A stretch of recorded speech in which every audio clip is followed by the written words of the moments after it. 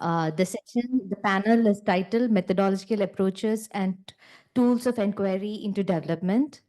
And I invite Professor Sandali Thakur, Associate Professor, School of Humanities and Social Sciences, Shiv University, Noida, uh, onto the dais. Professor Sandali Thakur is an Associate Professor at School of Humanities and Social Sciences, Shiv University, Noida. Her research interests include state and non-state socio-legal interventions on violence against women and girls and gender and development. She co-produced the film on Mithila Madhubani artist titled Urmila Devi, which is nominated for the best documentary shot at the New York India Film Festival 2020. A warm welcome to you, Professor. Next, we have Professor N. Ramakrishnan. Professor N. Ramakrishnan is an associate professor at the Jindal School of Journalism and Communication at the OP Jindal Global University. He is a social and behavior change communication specialist and has consulted extensively on a variety of interventionists using media for community development. He's the founder, director of Ideosync Media Combine, an internationally renowned SBCC organization based in NCR of Delhi. A warm welcome to you, Professor. Next, joining us online is Professor Venu Arora. Venu Arora is an associate professor of practice at the Jindal School of Journalism and Communication and assistant dean of international collaboration and student mobility at OP Jindal Global University. She has extensive experience in radio production with script, direction, and production credits on a number of broadcast radio series and wide-ranging research and training experience for community media. Venu is the co-founder, director of Ideosync Media Combine, and internationally renowned SBCC organization based out of NCR, Delhi. We also very warm welcome to you, Professor Venu. And next we have Dr. Shamindra Roy. Shamindra Raj Roy is an associate fellow at CPR. He's a mixed method researcher and his interest lies in examining inequalities through spatial lens. He has worked on rural-urban transformations, nature of governance in urban settlements, international migration dynamics in India, determinants of female workforce participation in India's cities, and socio-spatial inequalities in basic services at the sub-city level. A very warm welcome to you, Dr. Shamindra. Next, we have joining online Professor M.R. Sharan. M.R. Sharan is an assistant professor in the Department of Agricultural and Resource Economics at the University of Maryland, College Park. His research centers around questions in development economics and political economy. He has worked as a researcher and policy economist in various research organizations and both state and central governments of India. A very warm welcome to you, Professor M. R. Sharan. We have as the moderator Professor Namesh Kilimshetty, Assistant Director, Ideas and Assistant Professor at the Jindal School of Government and Public Policy at the OP Jindal Global University. And how we have planned the session is to make this give more time to the interactive session learning from the first panel we had that a lot of us have a lot of questions. So maybe to keep the interactive demands to not more than 5 minutes and and maybe have a longish discussion where we can be more conversational. I now hand over the mic to Professor Nimesh to take it forward from you. Thank you so much, Gayatri. Gayatri. So, warm welcome to everyone. What we thought that we could have as a core focus in this particular session on methodological approaches and tools of inquiry into development is kind of talk about this idea of what could be the various ways or aspects that we could orient our course on MSc in development practice. And this is more in terms of talking about the curriculum, the courses, and the assessment that kind of reflects the contemporary needs that we have in a program like development practice as such.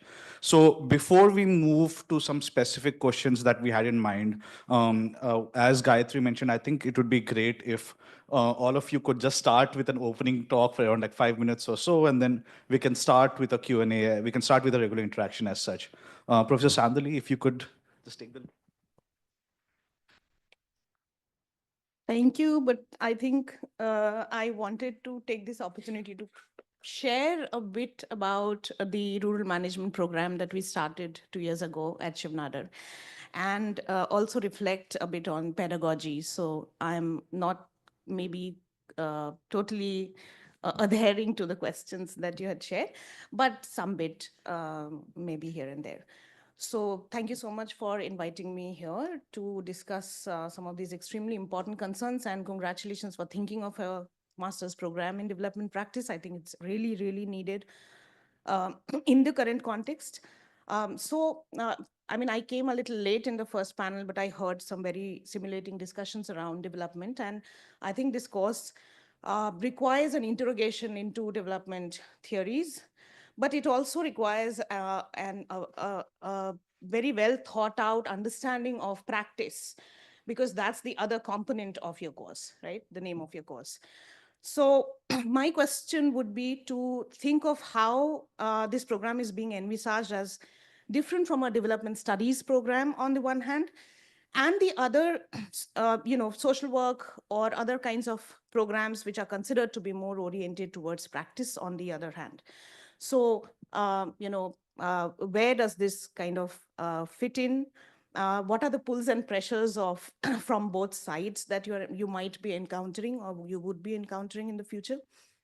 So in our program at SNU, we have a curriculum that is very clearly practice oriented. Students stay in the campus for an year, and that is two semesters, to learn about transdisciplinary fundamentals like the political economy of India's development post-independence. We have a course called Multiple Axes of Power, where we provide a conceptual and also lived experience based understanding of several forms of stratification, inequality, diversity, and resistance, through these multiple axes of power like caste, class, gender, etc. The second semester has goes deep dive into main courses which are around the main management challenges in rural India. And at this point, I also want to clarify that uh, we very we discussed and deliberated on the choice of the term management over development in our program. We are calling it rural management, but it is very different from the rural management that INMA is doing, which is largely coming from business management. But what we are trying to say is that, and we are completely, skirting the whole issue of development, because it's a beast in itself. And we thought that since it's a practice-oriented course, we don't even have even one course which looks at interrogating development. But what we have done is to integrate those understandings, those discussions as part of the sectoral courses. So not having a separate course, but integrating those, issues on what has happened in the last 75 years in the country, what are the development models across the world, decolonization, and all of that comes as part of discussions in the sectoral courses, which we are projecting it as the management challenges of rural India: agriculture, livestock, forest, water, ecology, climate change, education, and health. Additionally, we have a course called Management of Institutions that is geared more towards practice, where we introduce students to different kinds of people's institutions, the SHGs, FPOs, social movements, by sharing their structures, functions, histories, etc. And finally, there is a course called Reflective Practice, which we have recently created, about which I'll speak a little later. So in the second year of the program, the students are entirely located in the field. Um, they stay 1 month each in 4 different organizations to learn from the best practitioners in rural India. They learn the nuts and bolts of how do you create an SHG in a place called Devas in MP, about groundwater management in Pune, about sustainable agriculture in Vijayawada, where students learn in the classroom as well as go to the field to actually sow, irrigate, learn how to operate simple machines in the farm. Um, they also spend a month in Odisha learning from Gram Vikas. There's this organization called Gram Vikas, which has done very phenomenal work on the area of water and sanitation. From next year, we have also introduced another field education course on violence against women and girls. And we are offering that course in partnership with our field partner Anandi in Gujarat, where we are going to expose students to the issue as well as different kinds of interventions, both state and non-state interventions, as well as incorporating inputs around how does an individual respond if a case like that, you come across a case like that when you're working in the rural area. So the there's a very clear understanding of practice that we are working with in our program. And that this particular third semester management problems courses is followed by an entire semester in the field doing internship with organizations. And at the end of that project in the internship, students produce a report. So this is in a nutshell the framework of our curriculum. Since we are trying something very different from comparable programs elsewhere in the country, we are having to learn on the go. A recent change, as I said, that we have made in the curriculum is introduce a course called Reflective Practice. Because when we sat down to discuss what is it that we are trying our students to become, what is the identity that we want them to come out with, we came up with the term reflective practitioners or thinking doers. So it's not either or, it is iterative. Paulo Freire talked about praxis, so action, reflection, action. And so practice for us is central to our curriculum. But practice is not an unthinking application of theories or concepts or a set of techno-managerial tools, but it is an iterative process of action, reflection, action. Reflection is important because it improves practice. So that's why reflective practice. And in the current avatar, this is a regular 4-credit course, reflective practice, which employs studio pedagogy, field visits, simulations, and reflecting on the self through storytelling, etc. The focus is to raise awareness of the self and the world and the fact that both are mutually constitutive. So experience occupies a central space in this process, where students learn how to make meaning of their individual experiences, how to build connections, how to integrate care in their everyday lives. As an extension of this course, we conduct weekly small group exercises in the form of group labs, where activities around communication, conflict resolution, team building happen. We feel that the focus on self is critical because as development practitioners, students will be engaged in the process of transformation, social, structural, and institutional transformation. And for that, they will be relying on their own selves as the main resource, not only in terms of knowledge, information, and skills, but also these affective aspects. So, for instance, if I were to give you an example of how a typical session is conducted in the reflective practice course and how it is different from a regular sociology-based course, for instance, if we consider any topic like power, what we would do in a classic multiple axis of power or sociology-based course is to share conceptual formulations around power, right? But in the RP course, what we start with is to ask the questions to share their experiences of power and powerlessness in life. And all students are supposed to respond to that. This serves multiple purposes. It helps us understand the students' context, increase participation of students who, by generating insights around a key idea like power, also become co-creators of knowledge in the classroom. So when we say we want students to be co-creators, how are we providing that opportunity for them to do that? For teachers, on the other hand, reflective practice means that we approach the classroom or any space of engagement with students as a space for practice. So practice is not equal to field for us only, alone. It is field, but practice is also happening in the classroom, especially in a course which is claiming to be transformation oriented. So, as Paulo Freire has told us so many years ago, that education has to be a dialogue between the teacher and the student, where both learn, unlearn, and relearn. So this kind of a cycle of action and reflection enables us to challenge injustice and co-create knowledge. That's the whole idea. So reflexive pedagogies encourage us to ask questions like, who holds knowledge? How do we deconstruct power in the classroom? How can education become a tool for liberation rather than control? We can also think of this, the way Bell Hooks writes about it, as a pedagogy of hope. which sees students as agents of transformation and not passive recipients of information. I think reflective practice and that entire idea calls upon educators to critically reflect on their role, not as authorities, but as co-learners, guides, and facilitators of change. I mean, the kind of knowledge that we as teachers have earned in the last 2 years, I mean, I'm talking even personally from our students, is phenomenal.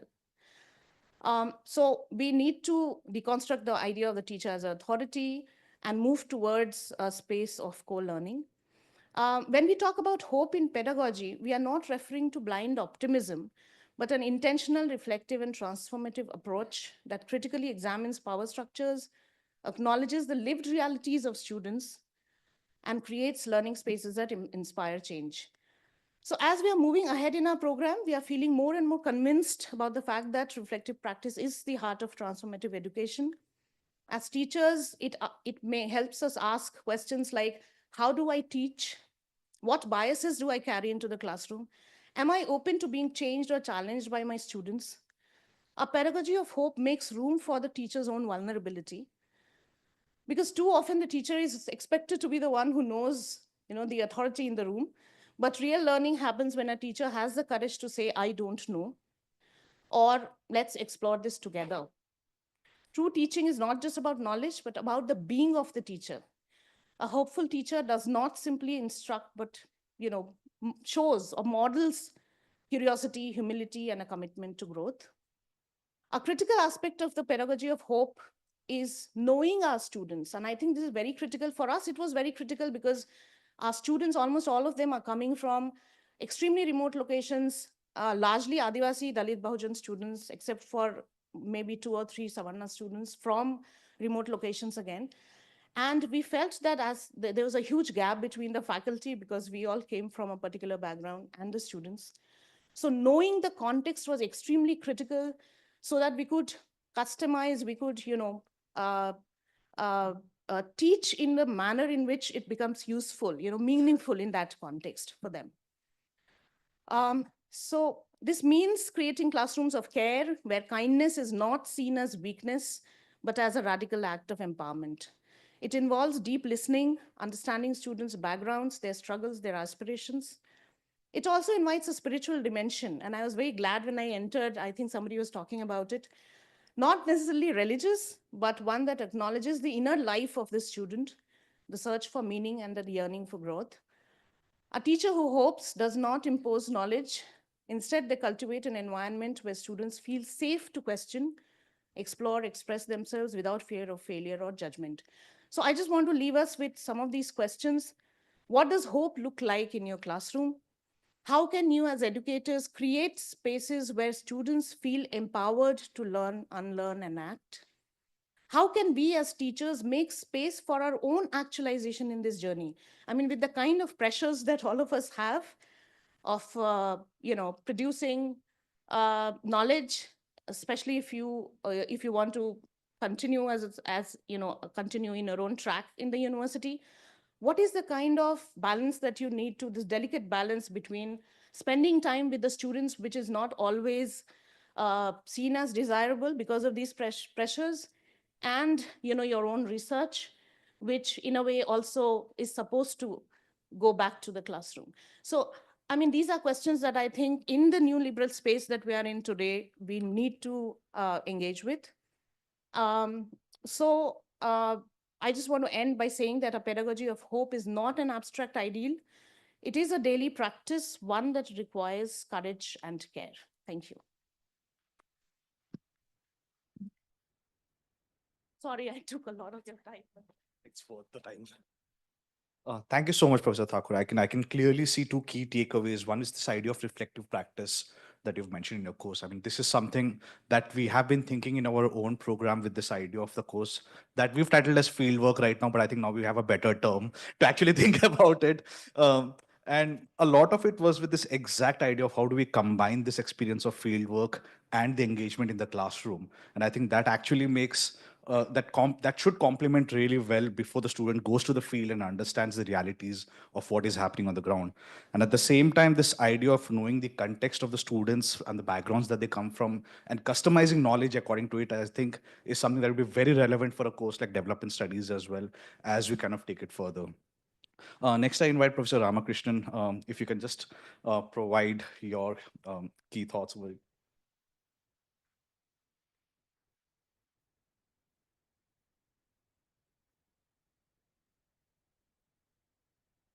Here in this meeting, actually. So my thanks to Professor Dipanshu Mohan and to Professor Divya. And when I heard that this the workshop for curriculum development was happening, I was very interested because we've been experimenting with various ways to actually talk to young people in my work outside this university in terms of engaging with the idea of development and especially the idea of communication for social change. So I was delighted to see a potential MA in development practice. I'm a practitioner first, so here's the first disclaimer. I'm a practitioner first and an academic later. For the last nearly 3 decades, I've been working in the communication for development space, running an organization which engages on a daily basis with the idea of communication rights at the grassroots, at the idea of freedom of expression at the grassroots. So a lot of my commentary is going to come from there, and I'll try and keep it short. I'm cognizant of the fact that we're a little short on time. So I think there's been enough talk in the last session and now about this dichotomy and this perhaps dynamic conflict between being theory heavy in a development course and being practice heavy in a development course. Nearly a decade ago, I was at a conference and I stood up to ask a question of one of the presenters. And almost sneeringly, he told me that he would prefer to be theorizing, he would prefer to be a practicing theoretician rather than a theorizing practitioner. I found that a very disturbing dichotomy because I didn't believe that such a split existed. I'd like to recall the thoughts of the former president of Ghana, Kwame Nkrumah, who said that action without thought is empty and thought without action is blind.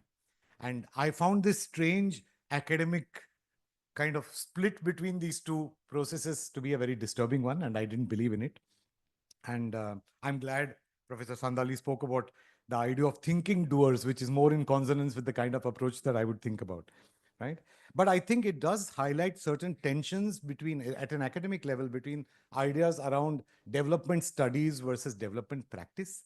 There are, I know, individuals who would see development studies as more cerebral and intellectual and development practice as more lowbrow. And I don't think that's a fair division. And I think we should be cognizant of that when we design this course, because I don't think we should let that creep into the things that we are talking about. Right? Others have already emphasized the importance of historical approaches to development and an orientation for our potential students in this course on those historical approaches. But to this, I will add one thing. Not just historical approaches, but also a realization of the realizations from the ground that caused these historical shifts in perspective. Because all too often we divorce the specifics of why one idea changed into another, and we just talk about them as a series of movements, almost without explaining why those movements happened. And I think the things on the ground that caused that shift are important. I mean, in communication terms, for example, the initial years of mass communication in the world saw people like Marshall McLuhan come up with ideas around magic bullet theory, the idea that mass communication could Inception style plant an idea in your head and you would immediately translate that into action. And needless to say, it was a misplaced hope and over imagination of what mass communication could do, which eventually, as development discourse changed, rights-based discourses took over, ideas around justice, as expressed by, for example, Amartya Sen in more recent times, justice as development took over. It became more nuanced in terms of approaches to participatory communication or enter-educate approaches, as they were called, which meant a more participatory structure of exchange was created between the development space and the realization of what change needed to happen in society. So that's one. Two, I do, however, feel that sometimes we can be overly positivist about development practice. We tend to emphasize what has happened for the good. We tend to emphasize what has worked, and we don't emphasize enough what has failed. And I think that's something we need to fix. I think it is important to recognize the development approaches which have floundered, which have been misplaced, which have over-imagined. And I think those case studies need to be built into our curriculum in terms of understanding what needs to be fixed, and also to take away the fear of failure. All too often in development work, being so aid driven, I'll come to that in a second, being so aid driven and donor driven, development work emphasizes performance, emphasizes achievement of results, emphasizes achievement of targets. And because of that, we get stuck in this fear that if we show that something hasn't worked or hasn't worked adequately, we are stuck with a process that we are responsible for, and in some ways we become liable. And that's not the way social change happens to me. I think social change happens with community realizations of what they could fix, new ideas taking root, and and a negotiation of what works in a given context. So if you start looking at it in terms of liabilities, donor reports, things like that, it becomes a very problematic kind of structure. Which brings me to the idea that we should not shy away in this curriculum from involving ourselves with the politics of development practice. I think we have referred to it peripherally in terms of resistance movements and things like that in previous discussions today. And Professor Deepa Sinha, I think, mentioned aid and donors as an important component. And I think that carries its own politics, that carries its own emphasis. It has disturbed in some ways the purpose with which many of us would view development and the rights of communities to seek and change. And in that sense, I think it is important to discuss the politics of how aid works, the politics of how aid percolates down to communities, the role of CSOs and governments in this entire process. And to this, I would add one important component. I mentioned this when I spoke about the idea that there are some peculiarities to the Indian context, which I think it is important to localize in a course in development practice based in India, which is regulatory processes and that govern or interact with development practice in India. For example, I think an important component would be to understand regulatory frameworks and laws like the Foreign Contribution Regulation Act, the income tax treatment of charitable activities, which governs a lot of development work in India, how CSR, corporate social responsibility structures work in India, and of course the role of social of civil society organizations themselves in development, because in many ways the governments of the day have abdicated their responsibility to actually bring development at the grassroots and have left it third hand to CSOs to fill in that gap. And I think that in itself is a problematic structure, and which needs fixing, and it is something we should not shy away from talking about. Lastly, and I'm sorry to boil it down to very nuts and bolts, because as I said, I run an organization which takes young people, trains them in this process of understanding development and understanding the role of communication for social change within this. So I think some very, very basic nuts and bolts are required. If we talk about employability, especially Deepanshu brought this up, employability means also being able to fit into some of the structures even while critiquing them. And that means understanding what proposal writing is about, understanding what budgeting or development communication or development intervention per se is about, what project management is about within the development space, what monitoring and evaluation is about, the tools of how to do this. And if we don't teach this, then a development practice course remains in the realm of the theoretical and doesn't actually boil down to practice, right? So I'd like to end, of course, by talking a little bit, and this was one of the reasons why I got involved in this curriculum development, which is that my suggestion that a discussion of communication for social change specifically as course within development practice is important, because one of the things I personally and my organization have been battling now almost since our own inception is this idea that communication is a purposive thing used within development, something you do in order to print a brochure or make a film, or or print X number of comics in order to address X number of beneficiaries. Another word I hate, right? So I think understanding the programmatic role of communication, both outwards about the program itself in terms of reaching out to stakeholders who will play a part in the success or failure of the development intervention itself, and about behavior change and social change at the community level. And lastly, in terms of advocacy with lawmakers, policymakers, to talk about the importance of the change that is being asked for or being emphasized. I think that's an important understanding that students must have, because in this modern, especially very communicative, electronic communicative world, it is highly important to understand what can be leveraged through communication, what cannot, and to not also treat communication as some kind of panacea that will fix all the problems with your development intervention. So, lastly, when I talk about the politics of development, I think it is worth reflecting on whose development and who defines what development is as part of that entire structure. And without that, I think any idea of development that we try to place in front of our students, I think is going to be half-witted. So thank you so much. Thank you so much, Professor Ramakrishnan. I mean, as a matter of fact, as you were speaking, I was just exchanging glances with some of my colleagues, Preeti and Divya, while we were, because when we were having this brainstorming, this discussion about courses, we kept thinking of the importance of courses like project management and impact evaluation. And now we are so glad that at least we thought some things in the right direction while conceptualizing it. But at the same time, I think this idea of talking about communications for social change as a part of the pedagogy and how it incorporates into our development practice program is something that would definitely would need a guidance in terms of how do we take that ahead. Next, I invite Professor Venu Arora to please maybe give her thought process about the session. Thank you.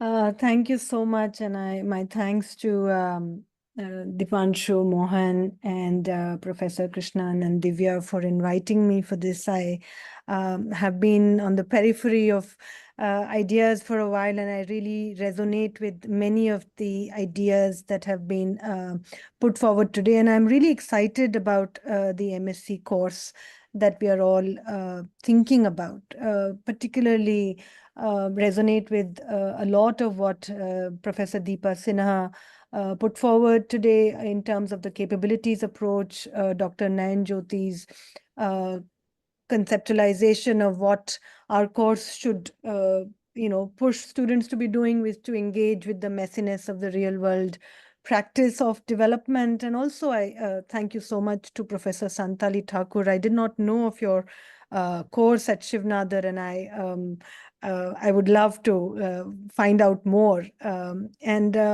has already been mentioned, I co-founded the organization with Professor Ramakrishnan 30 years ago, and much of our learnings together has come from there. But I also teach radio and currently podcasting at the Jindal School of Journalism and Communication. And last semester also offered a course in a cross-listed elective on development, communication for development and social change. So some of my thoughts are coming, the thoughts that I'm presenting here are coming from three spaces. One is the course that I offered myself. The second is the work that we did at Ideosync, where together with UNESCO, we were offering an Ideosync UNESCO fellowship for information. So some thoughts around technology. Forgive me if some of the ideas kind of overlap much of what we have discussed this morning. So definitely, I think we should look at the historical approaches around development, because much of communication and communicating development also comes from there. But I think an engagement with concepts that Paulo Freire and Robert Chambers have put forward, ideas around conscientization and participatory approaches is critical. But I think there has been more recent both practice-led as well as theoretical engagement with the concept of participation itself, because I think the understanding of how power operates in our society is important to then critique, how participation, the terminologies of participation get also co-opted by the hegemonic, kind of operators of capital. So I think that's one frame that I would definitely imagine our course to engage with. I definitely think keeping the feminist lens is critical. Santali talked about bell hooks. I would say Nivedita Menon's ideas around seeing like a feminist must definitely be included in an interrogation of development. And I think taking from what Ramakrishnan was saying in terms of building in communication into our course on development, looking at the concept of voice, particularly what Nick Coldry has put forward, the voice as value in this framework of, thinking about whose ideas of development are being looked at, and in that frame, if we come to the concept of communication, if you look at, when we are able to communicate to the world outside or within our community or with our peers, and especially if we frame this course within the kind of digital economy that we are currently operating in, all of us. I mean, I'm participating here online on Zoom. And so it's important to, I think, engage with some of those ideas of voice and value, and whether whose voices get valued and how they get communicated and circulated might be important. And in that frame, to look at, in fact, the more recent calls for thinking about communication as communication as 18th SDG. In fact, there have been more recent calls around thinking of communication as an 18th SDGs. Sorry, I seem to be getting a call. Yeah. Just coming very briefly to technologies, I am not responding to all the prompts that were given in the email that Divya sent me earlier, but I think it's a good idea to definitely include I think a critical look at current technologies.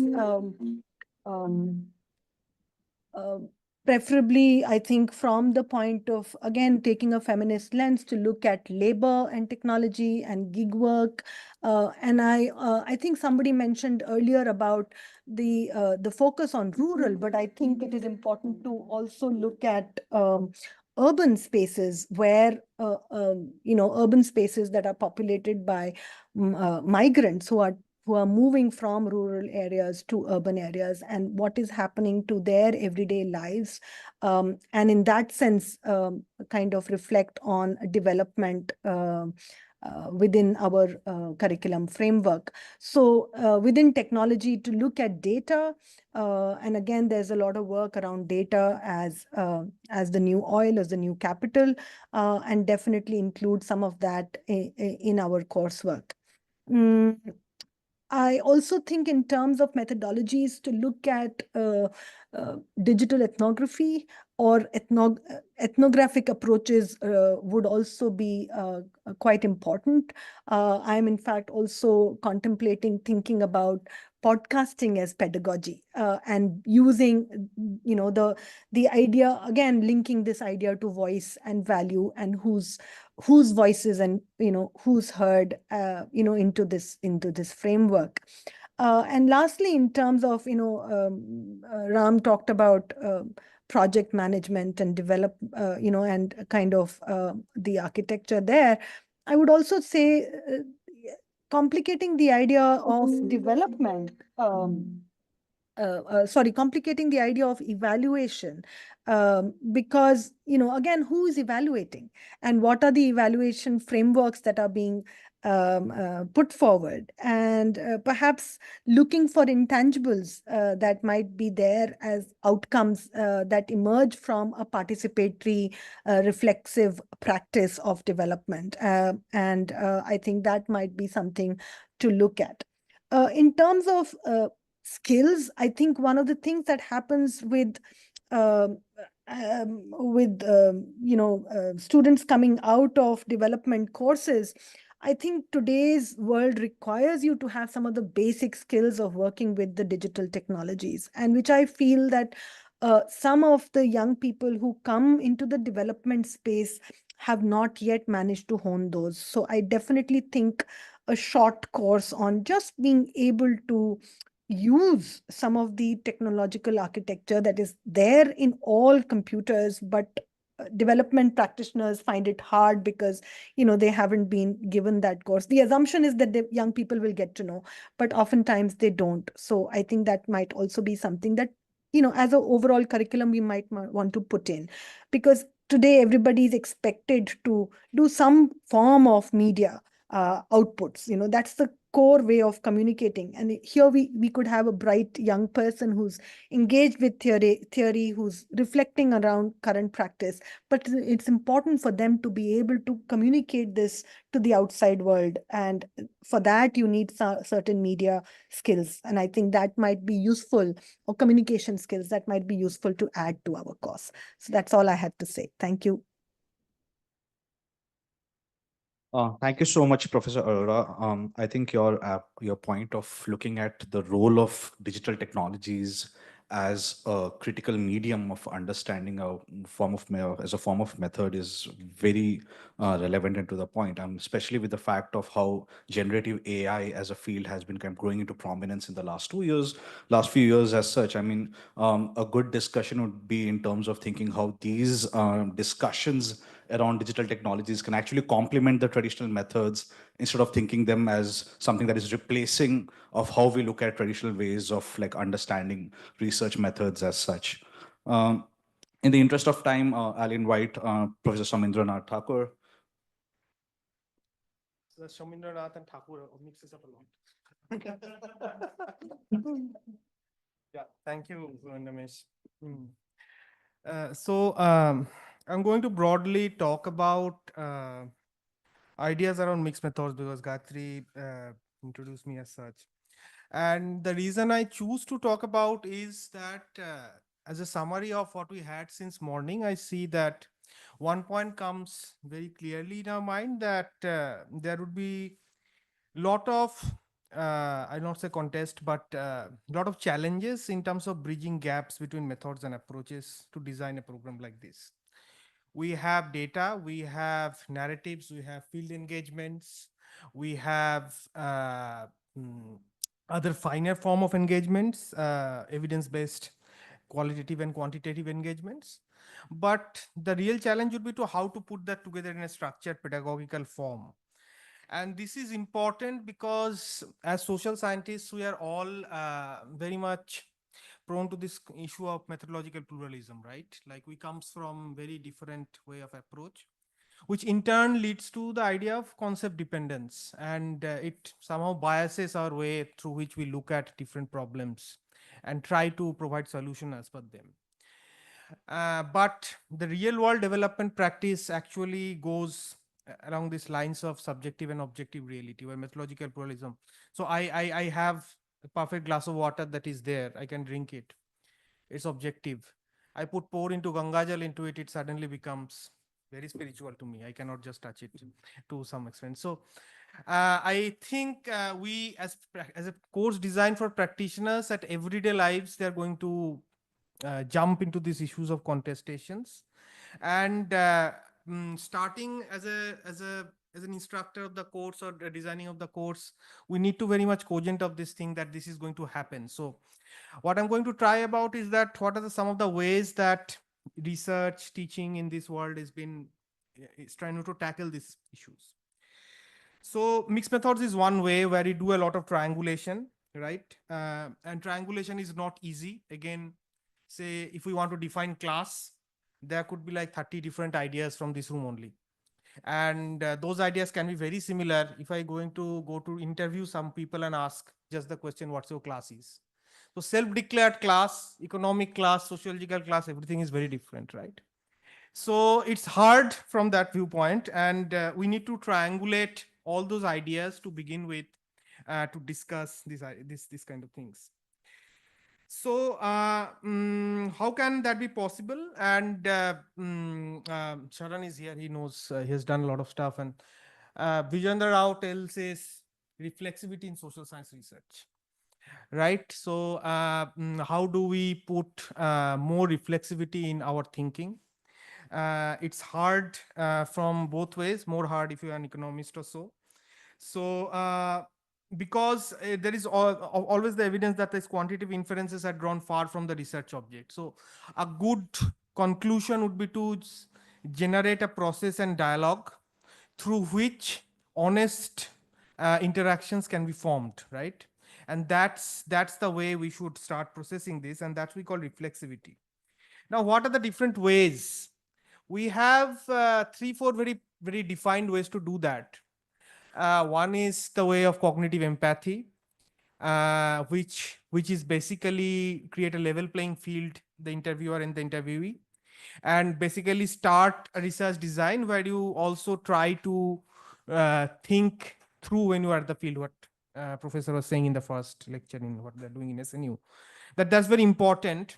That may be impression based, and that's also a lot observation based, purely anthropological vis-a-vis ethnographic in nature. So a good example of those are these village studies that's been done, right? Where people go to the villages, stay for a long time and generate their ideas from it. The second of this would be the issue of narratives that we always get while we do, but narratives are often misquoted as anecdotes. The good way to, the way a narrative differs from an anecdote is if I try to hierarchize between my narrative information and the main body of research that I am doing, then it becomes problematic. But if I use those narratives to create parts of my research, it's more structured in that sense, right? So for example, domestic violence, if I talk about, as a man, if I go to field, I can create a questionnaire, but it may not be a good idea about domestic violence. So rather talking to people, getting idea about it and incorporating back into my questionnaire is a better idea. And that's how I put narratives into my questionnaire. The third important thing is process analysis. Process analysis is also important while doing mixed methods because documenting process is very important. Not only from the idea of generating a good mixed methods research, but also for iterative thinking, right? How to do research better, right? And we need to know that it's a dynamic process. It's not a static process through which these things are done. I go to the field, I acquire new knowledge, I come back and I develop. So that message needs to be in the space. And it is all the way more important, not only for practice-based research, but also other forms of work that's going on. So as my experience with government consultants, etc., I find that one of the big way they struggle is to write their methodologies, right? The entire process through methodologies. The number that throw data is a bunch of numbers that data comes up in form of you. Generating structured understanding from that and the entire journey to visualization, that's a process that needs to be written also, not only be taught. So as a teaching method, that needs to be also taught to generate an effective way of learning. And it's very important because that ensures replicability for the next set of people that are coming. So as an outcome of this program, I see a lot of guys feeding into government engagements, etc., where they have to work with medium and low level bureaucrats, where they have to actually teach them to do how to do basic analysis with a lot of data sets. It may be map making, it may be making, that's one doing using stateless government data to do various kinds of stuff, analyzing leakage, etc. But that capacity is not in the system, and a lot of people might end up doing that. So we need to tell them that a development practice course like this is different from that, from a data scientist who's come to the IIT system, who knows how to run the machine learning algorithm, but may struggle end up writing the process methodology. And I'm not generalizing through this way, but I have seen that it happens a lot. And that teaching comes from a social science background, and that needed from a program like this. So process analysis is important. It's also important on macro scale studies as well, right? As employability question is important, we also see where the funding ecosystem is going. A lot of funding ecosystem unfortunately looked at very macro level stuff, like making a climate action plan for Bihar. And the results that comes of making a climate action from Bihar, the reports like McKinsey type of organizations, I see that they're not very structured in that sense. But it's not the fault of that. The fault is that there is not, the process analysis has not been taught through it. Like what are the dialogues? What are the, so the reason I come to this, that I used to review this as a kind of my present job. And what I find is that they end up making meaningless charts at the end, that this is how 2070 Bihar would look like. But through the process, they have actually engaged with various government officials in Bihar, like the pollution control department to the CMO's office. The nature of interaction with these various tier of government officials are very different in terms of what they've learned. Just documenting that process is very important for a low state capacity, relatively low capacity state of Bihar, what lessons it produces, to borrow it to another place. So the replicability is a big part on that, and process analysis is important on this. And then you have participatory research for sure, where the respondent is also an analyst, and this is very important. We have covered some of it in the morning, but it's also the important from the sense that a development practice course like this should also foresee that how to engage the practitioners in the dialogue of research and analysis in general. Like if I go and ask someone, a tribal community, that these are the 10 indicators I'm giving to you, answer yes or no, and I think they're good for that community, I make an index out of that and end up doing something. That's one way, but the participatory method would tell me that let's ask them what is a good indicator for you, say human development index, something like that. We have a very structured idea of how HDI should be. But what HDI in a more layman terms matters to different sections and class of people, and if the inputs come from that direction, and if that can be included in my research, that's a good participatory thing, and we need to provide that sort of lesson in this case. So these 3-4 processes, and then one process is, of course, what Namesh was talking about, is this how to tackle generative AI, etc. One way is people end up doing is this whole process of textual analysis, looking at and putting narratives, transcribing them into structured format. There's some good application of AI on that. I think I am not certainly clear how to make it in a very nice way, but there are research around like how oral democracies work, right? How discussions in Gram Sabha, etc., can be better structured in from a gendered lens, from a social group lens, to create very targetable outcomes. Previously, it was hard to form very cogent narratives out of those, and then gave it back, because and often an issue in development practice research often starts in miscommunication. Like I do not communicate well with the respondent, and the communication doesn't send back. So a necessary teaching under that is also to tell your respondent that how to articulate his or her problem better, right? I think if I do like standard textual analysis, structure it, and then I get a better idea, and then I can not only teach that sort of this thing, and it would again feel left. So generative AI is one way of looking at it, is that. So these are some of the methods that I can see that what I think what is necessary at the nature of time, and we can take forward to build upon a course like this. And we need to be very cognizant on also, like we have a diversity of this, and what's the utility at the end of the day, like where people are going to end up.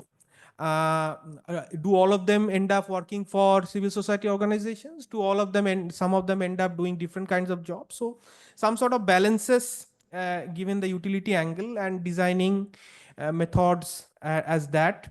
Maybe at the basic level that Professor Sinha was talking about in the morning should be a good methodological intervention. That's what I try to fix.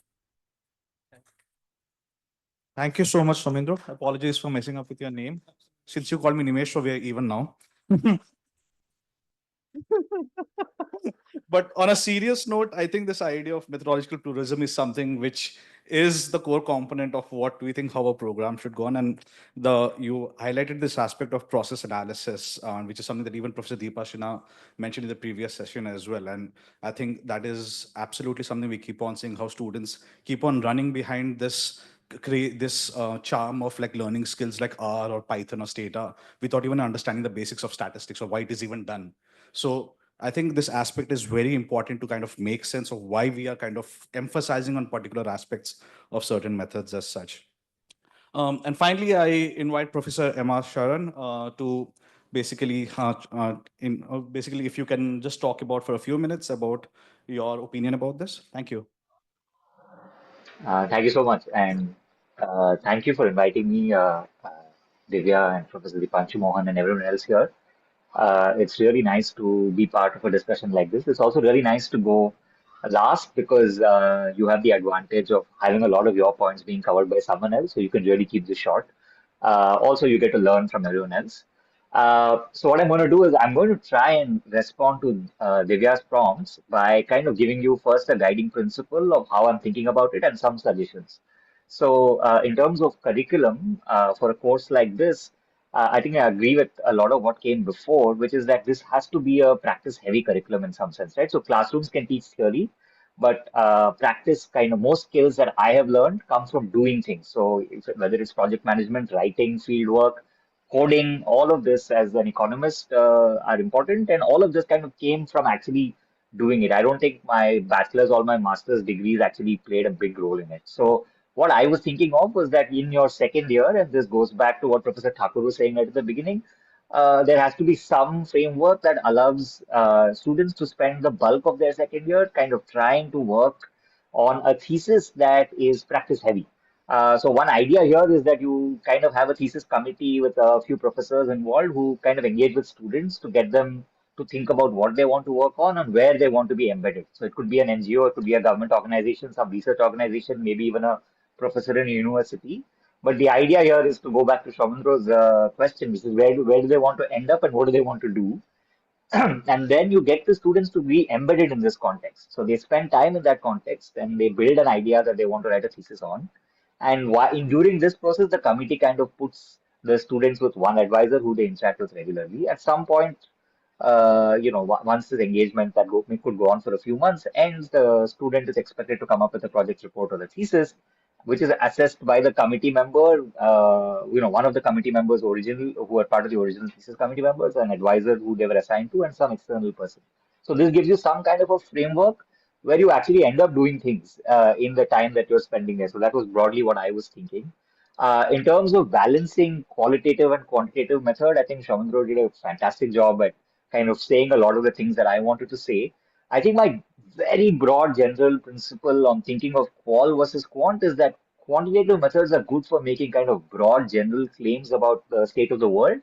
But if you want kind of particular claims about what exactly is going on in specific geographies or among specific types of people, you really need good qualitative work, that kind of. And so these two methods actually are not necessarily conflicting with each other. They have to be in constant dialogue with each other. So if you want to understand why something is happening, what are the distributional consequences of a policy, in terms of, what happened to, so let's say there's a cash transfer program, what's going on to women in Sitamarhi, you probably need qual work to get to understanding what's going on there, right?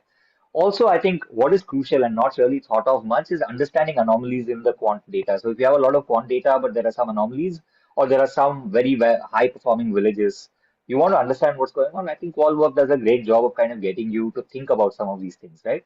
Of course, this is a very positivist approach to development, but I'm just trying to give you a sense of what I think are broad guiding principles we could use. So now, with these principles in mind, what are the ideas that we can come up in terms of guiding how we should think about curriculum and pedagogy? So one idea was that can we think of a course that is kind of co-taught by both people who are by two professors. One is a qual person and a quant person. So simultaneously teaching the same course. And so they are kind of in dialogue, and students get a sense of, what these two very different types of approaches bring to the table. And then you could even insist that the thesis that the students kind of end up writing in the second year should have a mix of these two methods.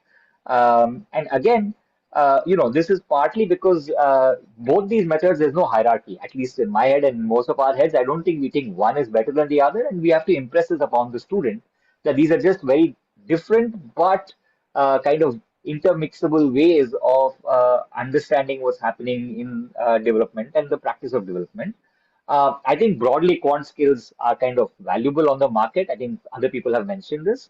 And so I think that any pedagogy should involve some training in what are the marketable quant skills. And we'll come to that in the next slide, actually. I have a next set of points.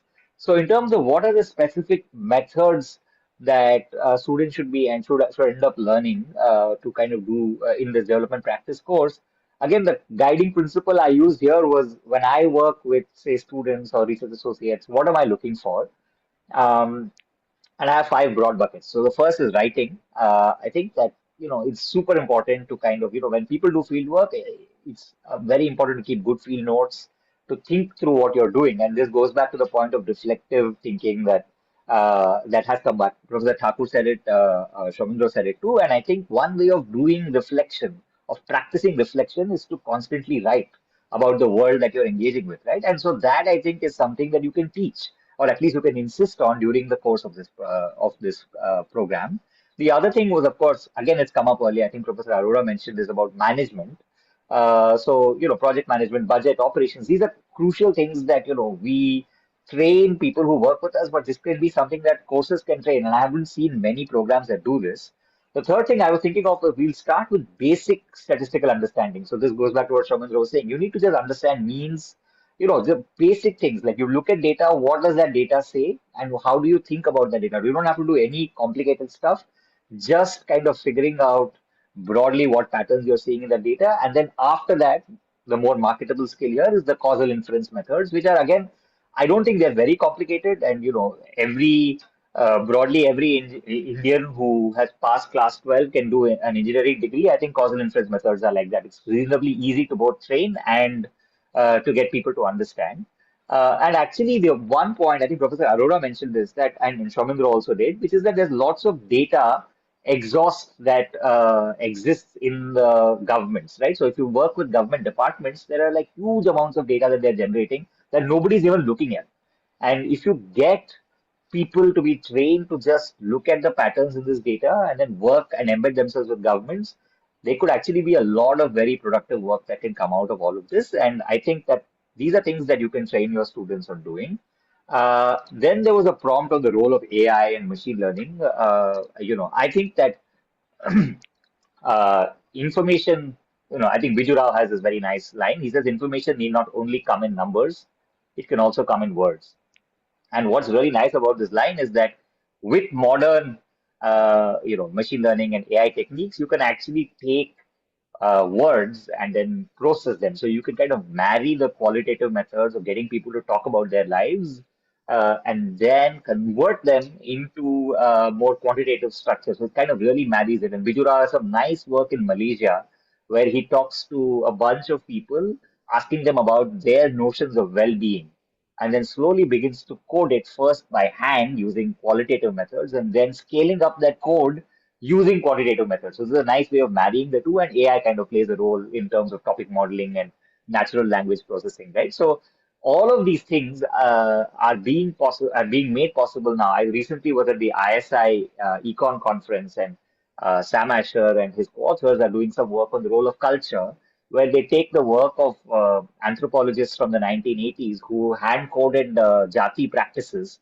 across 800 dimensions or something like that, so 4,000 Jatis in India, and they're taking that data, which is kind of really carefully collected anthropological data, and then converting it into a deeper quantitative understanding of culture, right? So, and these are things that you can do now because you have the ability to marry qual and quant, and you can also process data at a very high level. So, broadly speaking, what I'm trying to get at here is that we need to have a course that emphasizes practice, that marries qual and quant, that gives the students some skills that are marketable. And in terms of ethical considerations, I think everybody has said it better than me, so I'm not going to spend time on this. But I thought the one guiding principle I have is that we have to teach students to be aware of power and take it seriously. And this is powered in both between the practitioner and their subject, but also in terms of mediating conflicting claims across subjects, right? You need to think about what is the power dynamic at play here, what is the underlying power structures, and that can again be taught and used pretty well in practice. So I'm going to stop there, and I'm happy to take questions. Again, thanks so much for inviting me, and yeah. Thank you so much, Professor Sharan. I think, again, this idea of having this constant dialogue between qual and quant is something which seems to be like the important aspect, and we would be trying to kind of implement this as much as possible in the program. And I think the way you kind of summarize this idea of bringing now the marketable skills into 5 core aspects is, I think, definitely something we will keep a note of in terms of as we are designing the programs. In the interest of time, I know Dipanshu has been staring at me that we should be finishing this at 1. So if you could just have a quick round of questions and we can summarize them together and have answers. Just using the privilege of being next to the mic, just 2 quick queries. One to Professor Sandali.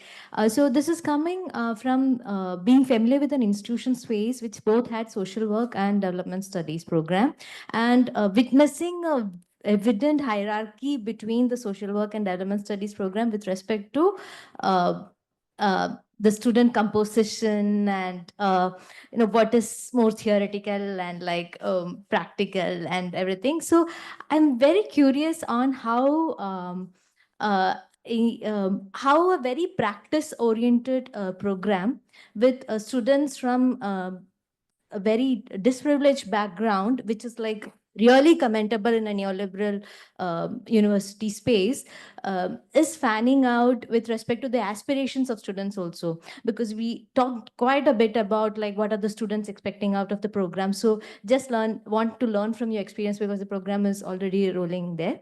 Professor Ramakrishnan, a very brief question on like um, uh, very insightful with respect to communications, also closely thinking with respect to how the pedagogy will be. I was also thinking how to also think about communications without the digital, because I think there is a human energy to come together, to be in collective, be run campaigns and like having those literature festivals or like science slams, etc. So if you're looking at our learners to also orient towards like a non-digital aspect of communication also, how would that look like from your very rich experience, if you could comment on that? I think we can take more questions for the. So I wanted to like ask about using documentary or visual ethnography in such kind of a courses, because like nowadays as a skill also, like how we can incorporate that, like from the participative perspective also, like how we can engage, teach them, and also how they can go to the field and include the people themselves. And nowadays, like as we are seeing that on Instagram everywhere, like even the news, that it's theory is boring, history is boring, everything is boring, but then when they watch these videos, it impacts them more. So how can we incorporate it as a methodological tool? Okay, so because these were the debate which were happening when I was doing my MA in sociology, but slowly I'm seeing that visual ethnography has backseated in many of the disciplines. So now also like people are talking about it, but still how we can incorporate.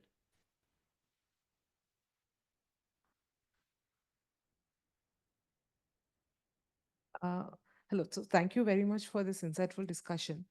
So for me, when I think of a course in development or anything related to that, what I carry from my master's days is not really the theories or the terms, but whether or not that course has inspired me in terms of my thinking and how I'm carrying forward. Then I'll go back when required, and this has a lot to do with the course assessment structures, right? Evaluation patterns, and even when it comes to thesis, for instance, right? Master's thesis is very difficult because faculty don't have time. They can't give time, and individually, then you don't know what to write. And now with ChatGPT, you will write something and submit. And now, as a faculty, grading that is so painful. You know what has gone into it.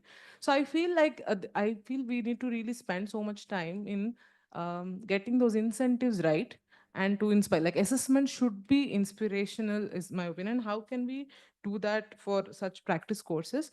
And taking one thought from our previous panel discussions on interdisciplinarity, um, everybody mentioned that it should be problem centric rather than discipline centric or something. You have a collective problem. So this is just a thought rather than a question on this regard, that maybe if the thesis is collaborative thesis, right? Like you have some verticals, maybe like health, agriculture, or whatever those issues that are identified, and then they all work together in teams on one thesis, like producing together. Because I feel for practitioners, you should also learn how to work in teams, how to discuss. And without that, I don't know how they'll take it forward. So just I had a question on skepticism about data itself. Like if we ask the question, is poverty in India increased or not? It looks like with each iteration, the government's own data, consumption patterns, and without census data, there's always this question, we are not sure. And there is a huge skepticism about data. So how would you, have that engagement with students in that? I see Professor Venu. I think she has something to ask, or if you can also answer some of the questions that have been raised, I think we can start with that itself. Yeah, thank you. Just two or three things that were coming to my mind.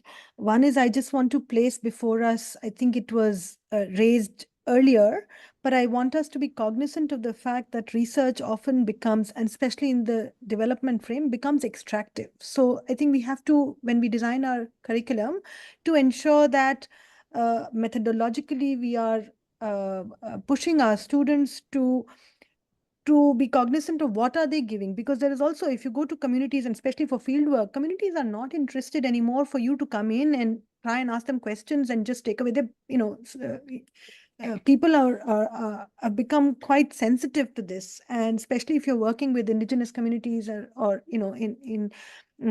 or doing or with women, there is a lot of resistance if you are not coming with something to offer.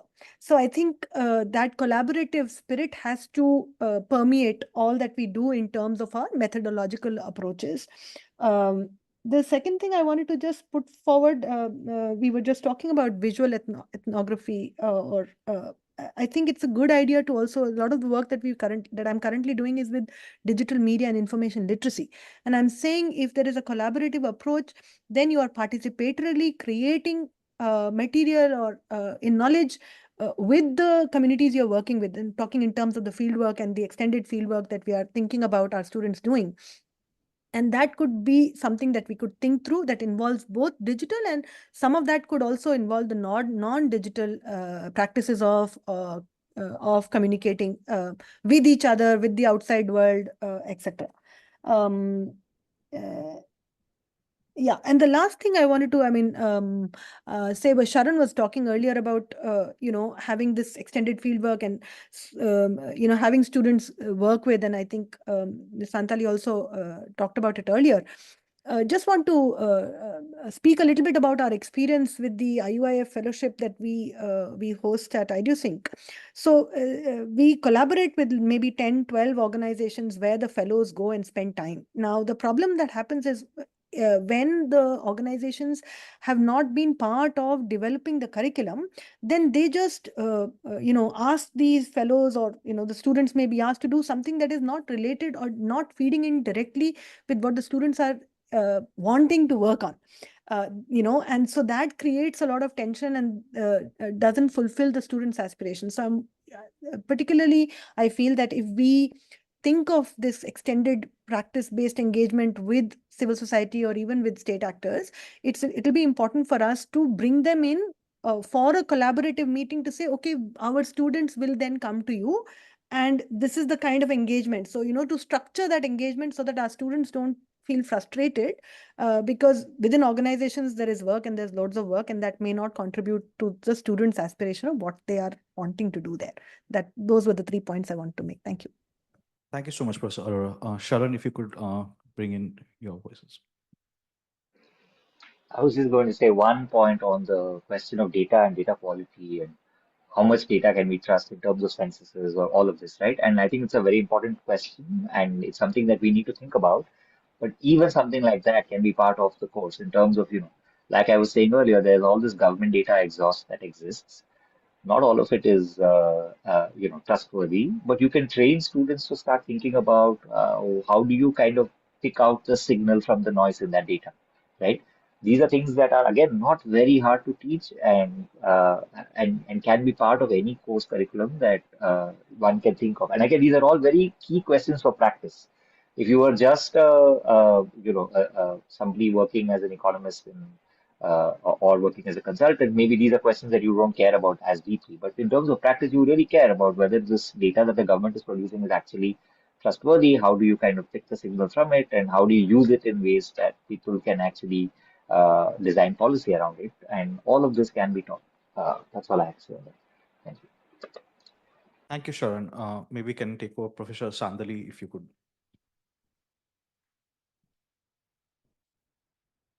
So just a little bit of more information about our program. I'm responding to your question about aspirations of students.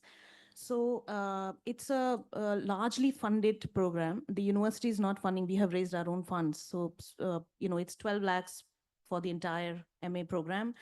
And sometimes students are able to pay 5,000, 20,000 maximum, 25 to 30,000 for the entire duration of the MA program.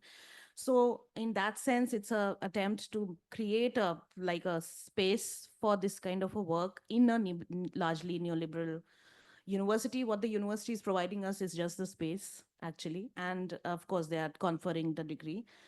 I mean, this question of aspiration is something that is very alive in our own discussions.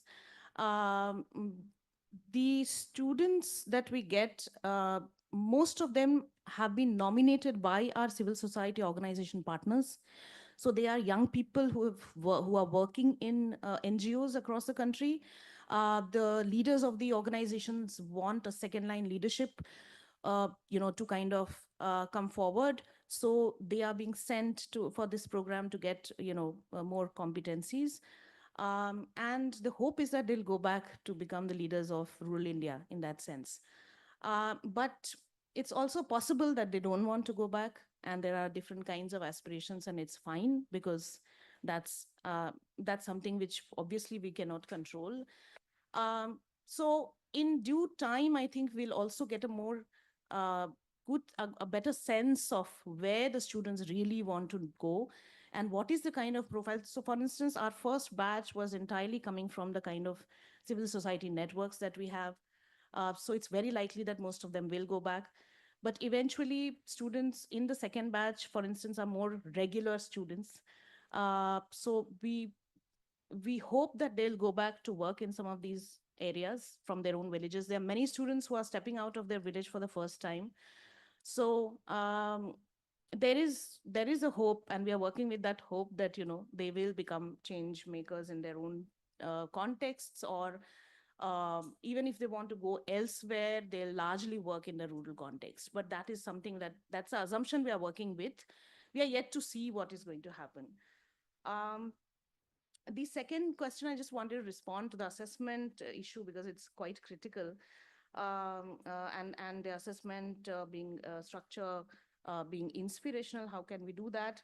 I think that the project report or the thesis can be, of course, a collaboration in the sense of more than one student working together thematically, but also collaborative in the sense that the faculty, supervisor, agency, organization, contact person, and the student working closely together on. So that is also possible in terms, if we are thinking of it in a collaborative sense.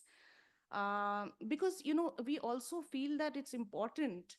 How much of that is always possible, we don't know. But academic institutions, especially who are located and doing this kind of a work, also probably need to engage more with civil society organizations to build their own capacities for research, etc.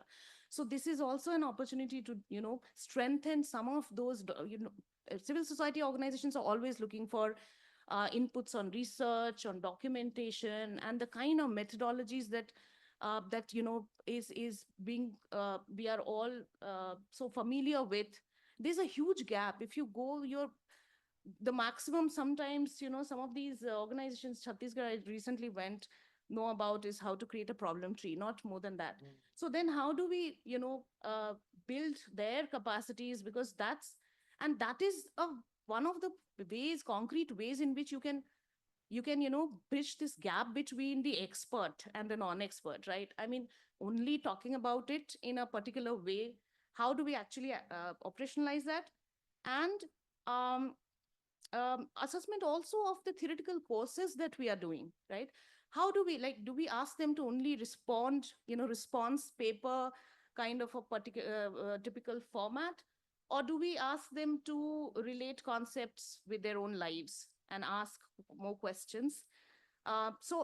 Finally, what I want to say is that probably if we think of the course as producing or creating or imparting skills of analysis and skills of interventions. I think I just want to go, skirt around the whole issue of theory right now. I want to say that we want to give skills of analysis to students and skills of intervention. And I'm looking at theories as being part of that skills of analysis.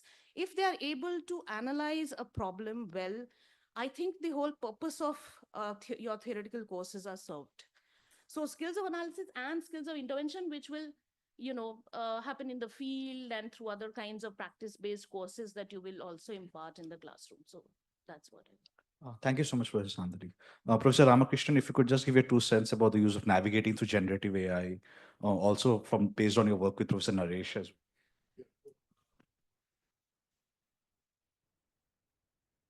In a bit. Let me first respond. I think my colleague, Professor Venu Arora, has already responded to this idea of digital ethnography a little bit.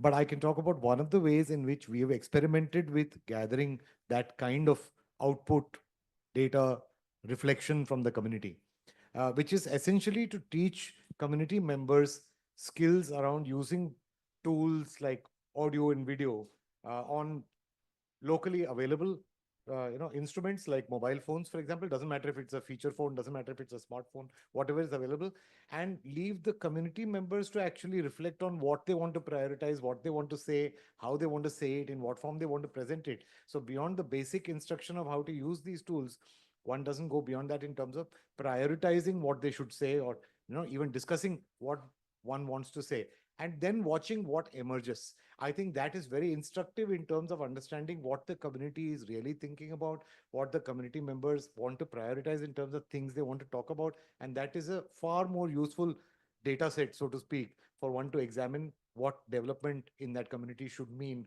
or the community wants. So teaching those skills to the community members rather than to a group of interventional researchers who go there and collect the data is half the problem solved to be. And the second part is to respond to Gayatri's question about communicating without the digital. Oh, absolutely. I mean, most of what one would deal with when emphasizing communication for social change is to use the horses for courses principle, which is whatever suits the context. The digital doesn't work and shouldn't work in a context which is resource poor from the digital point of view. Professor was telling me that he's from Kalahandi. There are many communities in Odisha where I worked with where, the most essential basic digital tools or connectivity to the internet is not available. For me to start imposing, some kind of digital ethnography tool, or even to teach anything in terms of digital, there is like a pointless exercise. There are plenty of interventions which one has done where, due to an absence of basic electrical connections, due to an absence of basic literacy, an absence of basic everything, one has resorted to the simplest tools available. Flip charts with a recorded soundtrack playing off a battery operated recorder, all that. So it really depends on what the specific context of the intervention is dealing with, and to find the communication approaches that respond to that best in terms of both the research aspects of it, as well as in terms of any communication that's actually engaging with community members. So totally, I think you have to cover the whole lot of it within a course, explore all the potential opportunities and methodologies of communication, and especially to be able to critically analyze what is appropriate. Because, just as an example to conclude, I engaged with an international development organization with offices in India, where they met me at a meeting and they said, "Oh, you make films, so can we make a film for these communities?" And my first question to them was, "Where are you going to show it?" And they said, "They'll show it in our drop-in centers." I said, "Does it have electricity?" They said, "No." So I said, "Then what are you going to do?" They said, "We'll buy generators."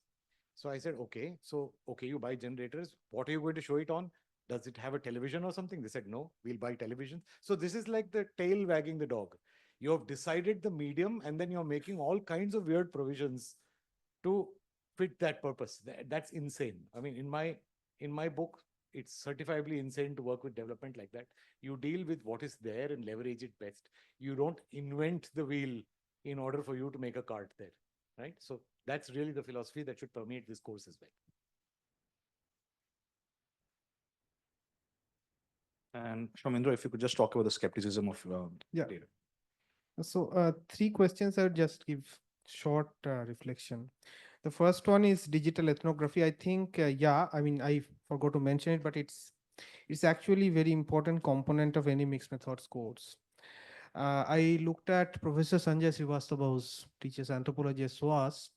He has this excellent YouTube documentary called Survey Wali. Survey Wali, huh? Survey City, yeah, sorry. It talks about the entire history through which a process of enumeration takes place. That links to your question of politics of data, actually, because the life of data comes through the process of information channels. And information channels are actually really varied, starting from structured government data sets to how politicians go and collect data. So good data analytics course, if it wants to teach data, should start from that inquiry, and digital ethnography like this should be part of that. So it's fascinating to be something like that. Coming to the politics of data, it's an important, very important point, because that tells you that how much churning data can generate. And I refuse to believe that it's only quantitative, because there are many unsolicited qualitative research that's around, but that's a separate debate.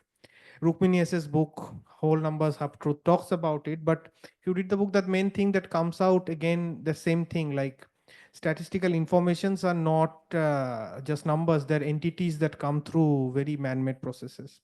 So again, when we're thinking of a data analytics course, we should start very first thing to talking about data architecture, information channels, etc. And going back to Sharan's point that we need to teach how these things vary. Exemplifying, I'm thinking, for example, so see, employment informations in India, for example, there are two ways they're primarily counted, right? You go to a household and ask how many people are working, what kind of work they're doing. The other way is you go to a factory, farm, enterprise, something like that, and ask how many workers are there, right? So numbers coming from these things, which Kranti is working on, ASUS and stuff, numbers coming from these two needs to be compared. That what's the shortfall between a household level interpretation of employment and a enterprise level, and these things needs to be taught at that level. And short evaluations needs to be done just to teach that students should generate ideas, that how this is my professor Partho, he used to always say that when you go, don't find just where the error is coming from, also try to look at the source of the error, because this kind of exercises helps us to do that. So I think this is a very good point that you raised, and this should be integrated.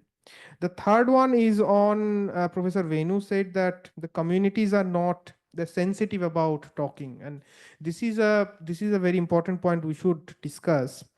I think for this, I think we need to create a pipeline through working with them. Since we're already will be working with CSOs, organizations will be working with communities. We should use that pipeline. Some sort of a, I don't say cost benefit, it sounds bad, but like if we provide some sort of trust relationship, we provide them with skills, students with skills that can go and feed to there, and then they take us to that, that would bridge the gap across that. Other way we tried to do this kind of stuff and is like through observatories, right? Data observatories is one way. Like in cities there are, you have, there are say slums are there, informal settlements are there, and they have daily day-to-day problems. One set of, so if I want to map all basic infrastructure of a slum, I can just go and quantitatively map them. But also there are interesting microgeographical dynamics.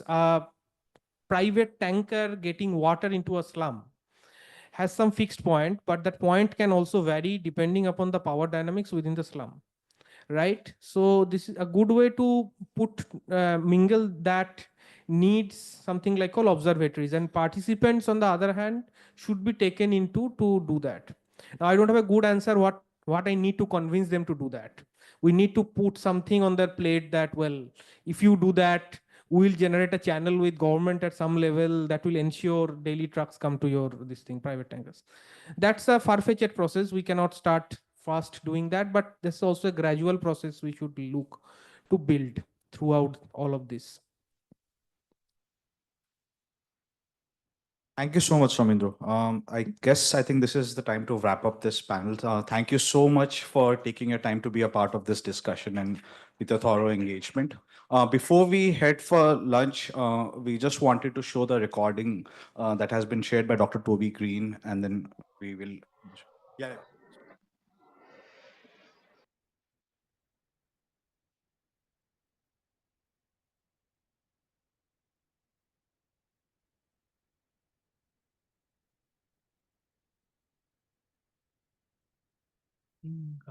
Sharan has left, so okay, we'll need to get in touch with Sharan separately.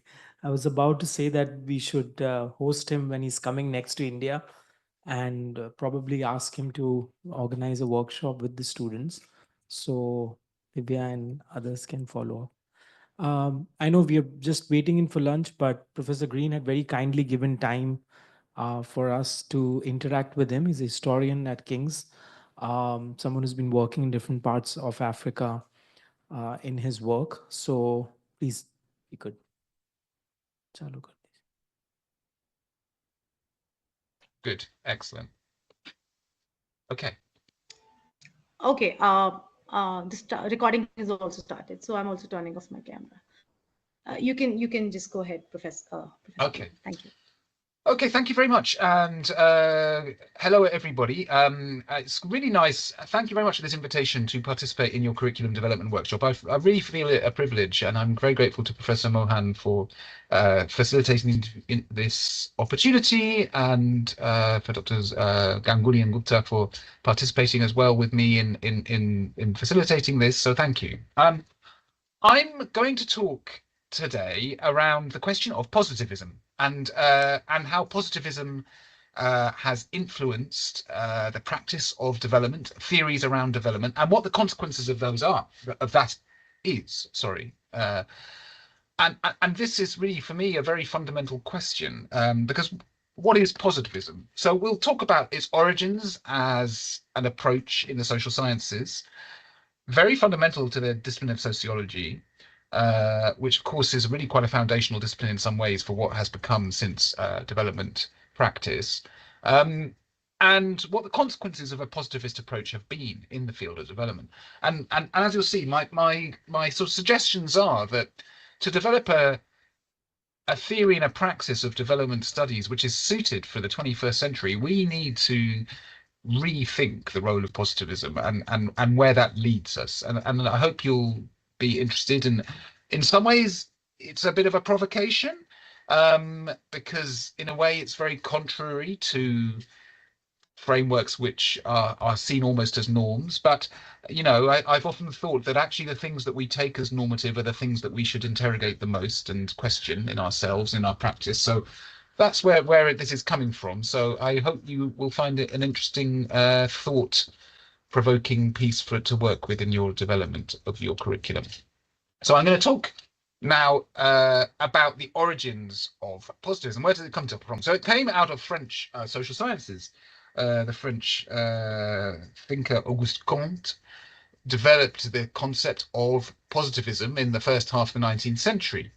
And Comte was one of the founders of the field of sociology, and sociology therefore was very much connected as a discipline to a positivist approach.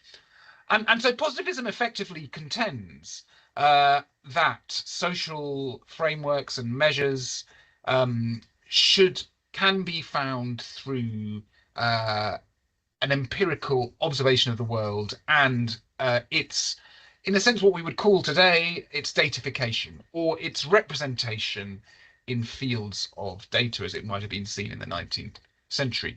So it was very much part of the ideological shift which was taking place in the 19th century, in the era of high imperialism, let's call it, in Europe, towards measurement. Now, as I think everybody who's attending this workshop knows, measurement was fundamental to frameworks of empire, through questions of cartography, and of course through the accumulation of data, which was very related to questions of taxation, and the frameworks with which imperial states were born. And so this kind of data-driven view, this positivist view of accumulation of data and material was actually part of a broader ideological shift, I would say, that was taking place in 19th century Europe and the way in which that was manifested in European empires.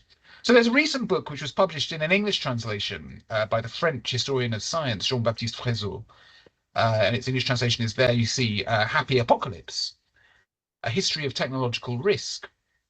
And what Frézeau shows us in this book is the process which saw this take shape, that technological innovations of the 19th century, so he goes through a number of them, for example, vaccination, electric lighting.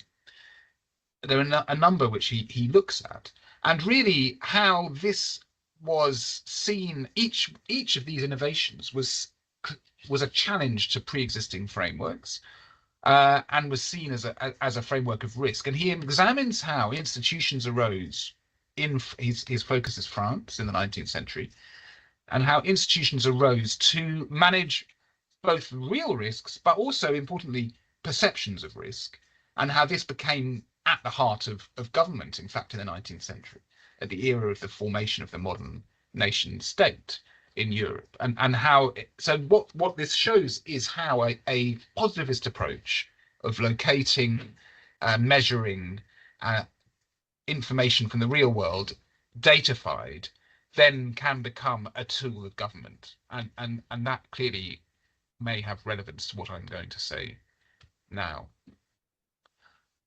So what are the ideological underpinnings and legacies that this positivist approach has? It resides in this idea of data and quantification and measurement. Now, from data and quantification, it's a short step to the framework that we occupy today of modelings of probability.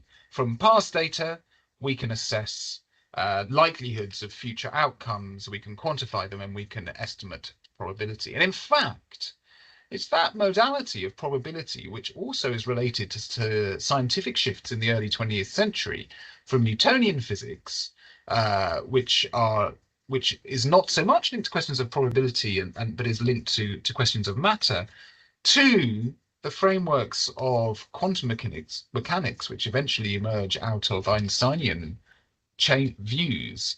And quantum mechanics is very much linked to questions of probabilization and how that can be modeled and measured. And that, of course, has become very important in a whole range of fields. Models, we will often hear mention of models, economic models. During the COVID pandemic, we had a lot of questions about epidemiological models.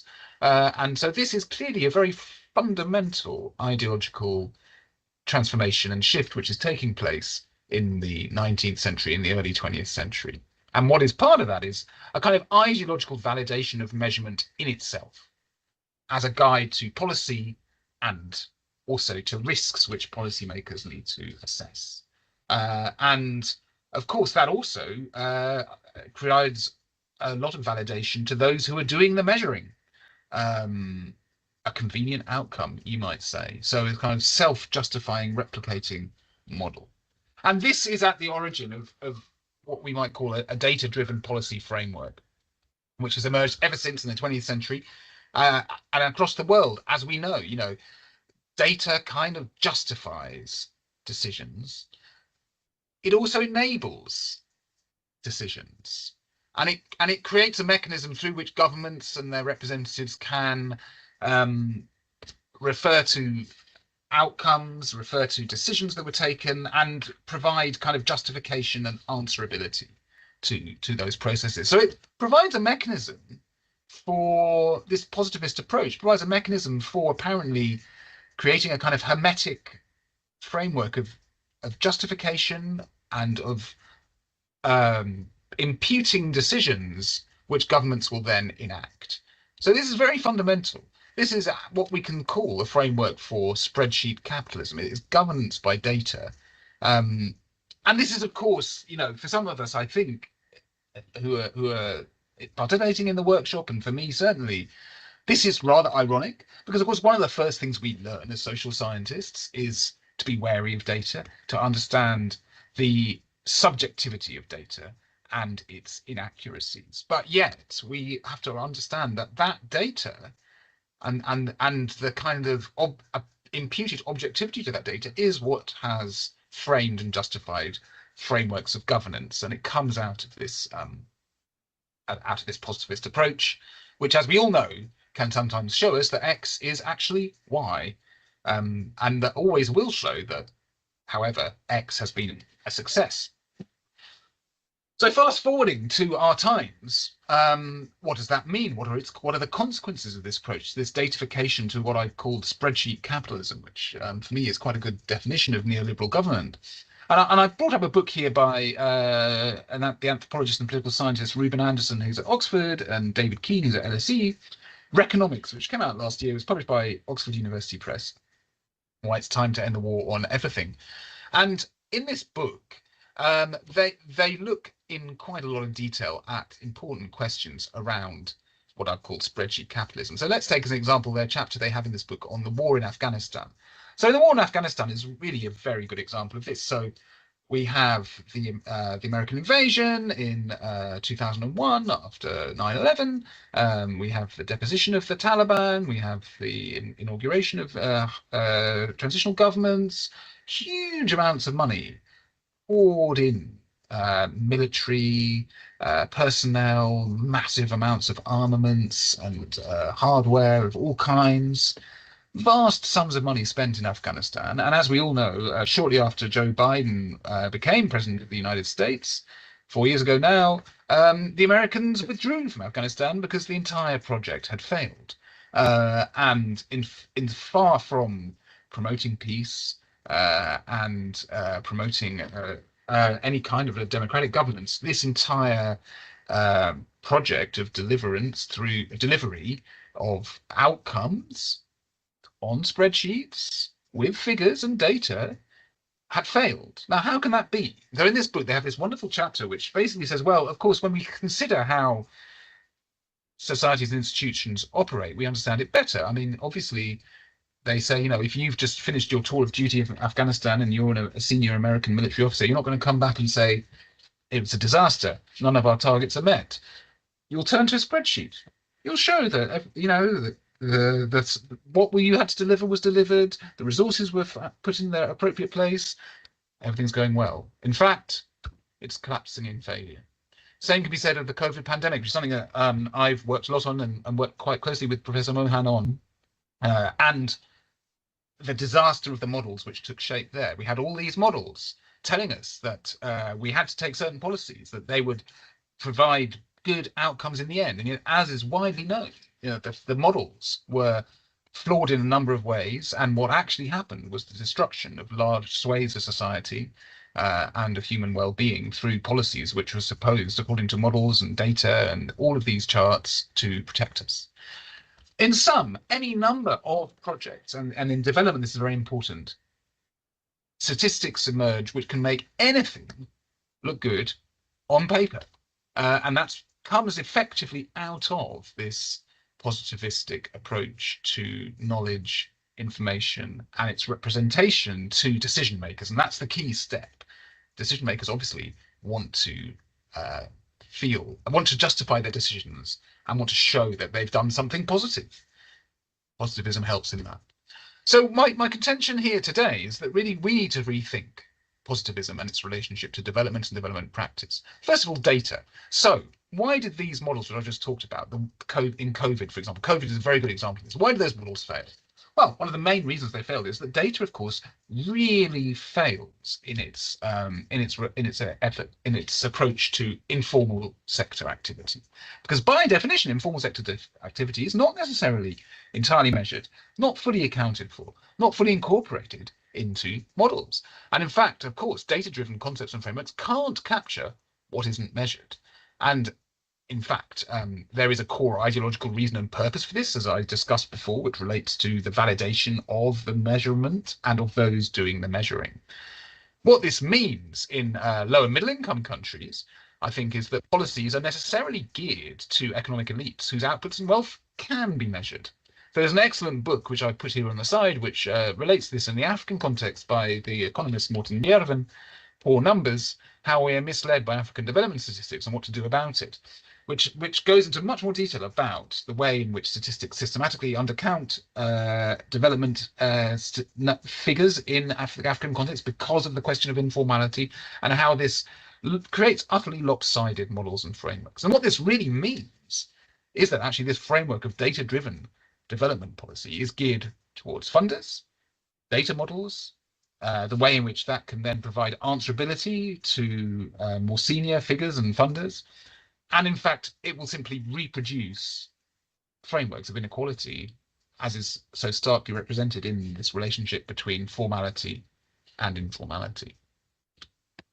So how might staff at OP Jindal rethink your curricula in relation to questions of development and informality? I think I'm just going to pick out three things here. I'm sure you'll have much, richer discussions and ideas than I can come up with here. And I hope mainly this will be a kind of, as I said at the start, a kind of provocation to generate some of that discussion.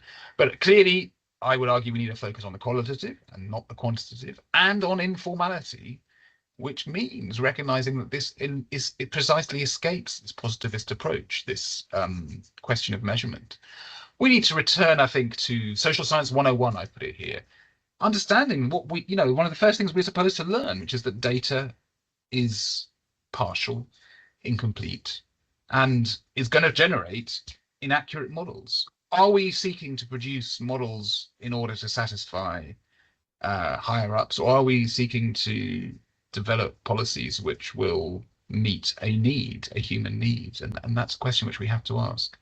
And I think also we have to move away from AI-driven models of governance and power, because fundamentally anything which emerges out of that framework is only going to reproduce and intensify existing paradigms, particularly coming from the data-driven context which generates AI in the first place, and the inequalities which are embedded into that data-driven context.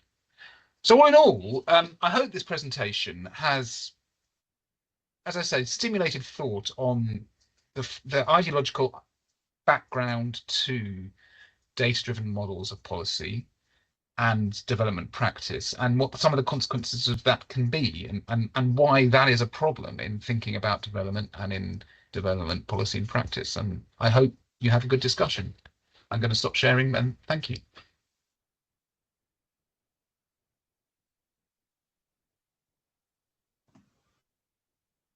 Thank